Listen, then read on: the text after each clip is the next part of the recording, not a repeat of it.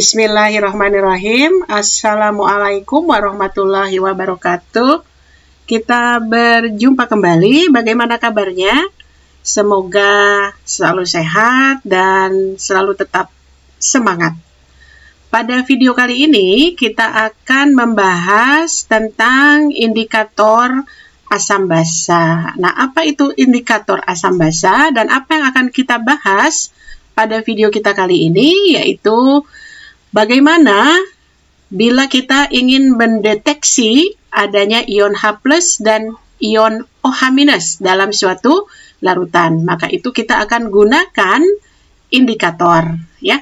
Nah, indikator adalah zat yang dalam larutan asam dan basa akan memiliki warna yang berbeda. Nah, contoh sederhana misalnya adalah indikator kertas lakmus merah, ya.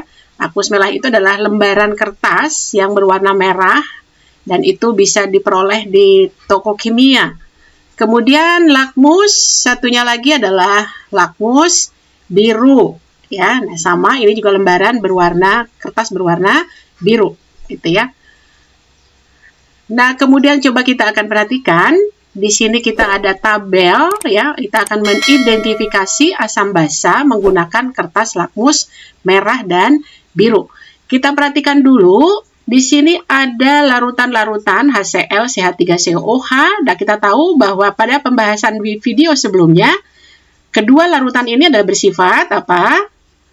Asam, ya. Kemudian NH4OH dan NaOH, kita tahu ini berdasarkan rumusnya saja sudah kita bisa lihat bahwa ini larutan yang bersifat basa. Kemudian yang berikutnya adalah larutan NaCl atau garam dapur. Kemudian perhatikan di sini bahwa ketika dicelupkan ke dalam masing-masing larutan itu lakmus merah dan biru, kita perhatikan bahwa pada HCl dan CH3COOH itu semuanya berwarna merah. Jadi yang merah, lakmus merah tetap merah, kemudian lakmus biru berubah menjadi merah. Begitu juga pada NH4OH dan NaOH, semuanya berwarna biru. Nah, berbeda dengan larutan NaCl, di sini larutan NaCl tidak mengubah kertas lakmus merah dan biru. Jadi merah tetap merah, biru tetap biru. Maka kita bisa simpulkan, ya, bahwa pada larutan asam, kita tahu tadi HCl dan CH3COOH, yaitu data 1 dan 2, kertas lakmus semuanya berwarna merah. Kemudian yang kesimpulan berikutnya adalah larutan basa, yaitu pada data 3 dan 4, NH4OH dan NaOH, kertas lakmus semuanya berwarna biru. Kemudian yang terakhir, larutan NaCl, yaitu data 5, kertas lakmus semuanya tetap tidak berubah. Yang merah tetap merah, biru tetap biru. Nah, perhatikan di sini, ya. Ini datanya. Nah, kemudian kita akan lihat pada larutan NaCl, yaitu data 5. Karena warna lakmus tidak berubah, maka kita bisa simpulkan, ya, kalau tadi asam basa kan dua-duanya yang asam merah-merah, basa biru-biru, gitu ya. Nah, sekarang kalau tidak mengubah kertas lakmus, maka kita bisa katakan bahwa NaCl bersifat netral, artinya tidak asam dan juga tidak basa. Nah, inilah sifat dari garam dapur. Kita bisa rangkum penjelasan barusan, ya, indikator lakmus untuk asam dan basa, ya, pada lakmus merah dan biru. Pada asam, maka yang warna biru, lakmus warna biru itu akan berubah menjadi merah. Kemudian pada basa, ketika dicelupkan kedua kertas lakmus, maka warna kertas lakmus keduanya akan berubah menjadi biru. Artinya yang merah berubah jadi biru. Nah, ya, jadi kita bisa katakan bahwa adanya perubahan warna indikator kertas lakmus, maka kita bisa mengenali suatu larutan apakah bersifat asam atau bersifat basa. Ini adalah eksperimen yang sederhana, ya. Kertas lakmusnya kita bisa peroleh di toko kimia. Berikutnya, apabila kertas lakmus merah dan biru tidak berubah warnanya dalam suatu larutan, maka kita bisa katakan bahwa ya larutan tersebut bersifat netral ya, karena tidak mengubah kertas lakmus merah dan lakmus biru. Nah, lakmus merah dan biru ini adalah indikator sintetis. Kita akan lihat indikator sintetis yang lainnya. Ini kita punya banyak ya. Nah, di sini ada banyak sekali. Kemudian yang sudah kita kenal barusan kita bahas adalah lakmus.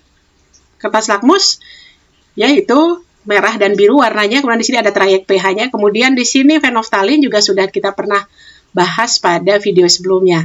Nah, sekarang apa yang dimaksud dengan trayek pH? Jadi indikator itu mengalami perubahan warna seiring dengan perubahan pH. Nah, batas-batas pH saat indikator mengalami perubahan warna disebut dengan trayek pH. Jadi ini yang dimaksud dengan trayek pH ya. Jadi trayek pH itu adalah batas-batas pH ketika indikator mengalami perubahan warna. Kita lihat misalnya contoh tadi ya, lakmus merah dan biru. Kita lihat trayeknya adalah 4,7 dan 8,3, warnanya merah dan biru. Kita perhatikan di sini. Nah, kalau kita lihat kertas lakmus merah dan biru, maka kita tuliskan dulu skala pH-nya. Ini juga sudah pernah dibahas di video sebelumnya ya. Nah, demikian. Jadi kita punya pH itu harganya adalah dari 1 sampai 14. Nah, trayek pH untuk lakmus merah dan biru adalah antara 4,7, dia berwarna merah tadi dikatakannya ya. Kemudian kalau dia 8,3 ke atas sampai 14 dia berwarna biru. Nah, kira-kira di antara 4,7 sampai 8,3 warnanya apa? Nah, di sini adalah warna paduan antara merah dengan biru.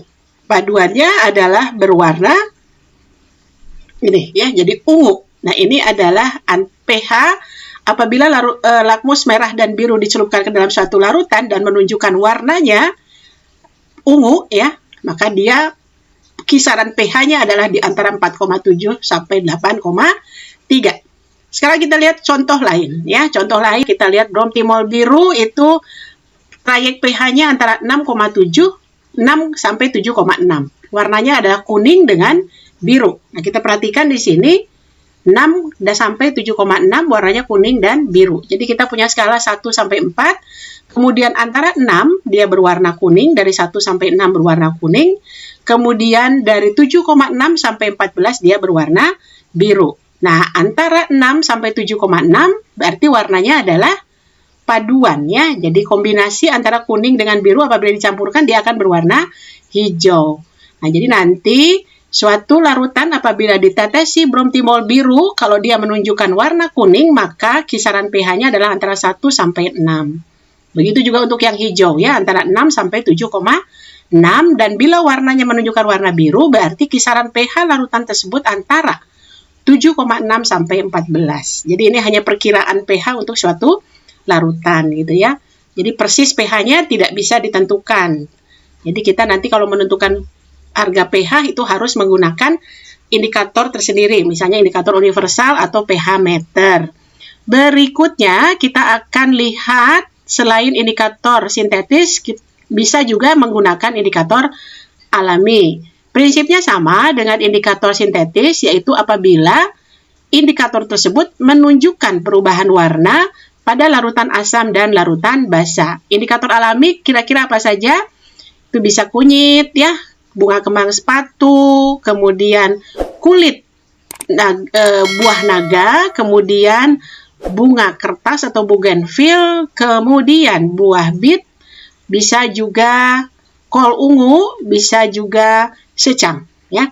Ini akan kita coba nanti pada video setelah ini. Kita akan praktekkan salah satu dari indikator alami untuk mendeteksi adanya H+ dan OH- pada suatu larutan asam dan basa. Bagaimana proses pembuatannya? Nah, ini ya, untuk bunga-bunga ini kita tumbuk, kemudian beri air dan disaring. Sedangkan untuk secang itu direbus seperti kita membuat teh. Kemudian larutan-larutan indikator alami tersebut kita uji apakah dia bisa digunakan sebagai indikator atau tidak. Kita siapkan di rumah 1 gelas cuka dan 1 gelas sabun, kemudian kita tetesi dengan indikator alami yang sudah kita buat ya, ekstraknya. Apabila di asam dan basa menunjukkan warna yang berbeda, maka larutan ekstrak tersebut bisa digunakan sebagai indikator alami ya. Nah, demikianlah penjelasan kita tentang indikator. Sampai berjumpa kembali pada pembahasan materi kimia selanjutnya. Mudah-mudahan bisa difahami dan membantu dalam pemahaman materi kimia. Terima kasih. Assalamualaikum warahmatullahi wabarakatuh.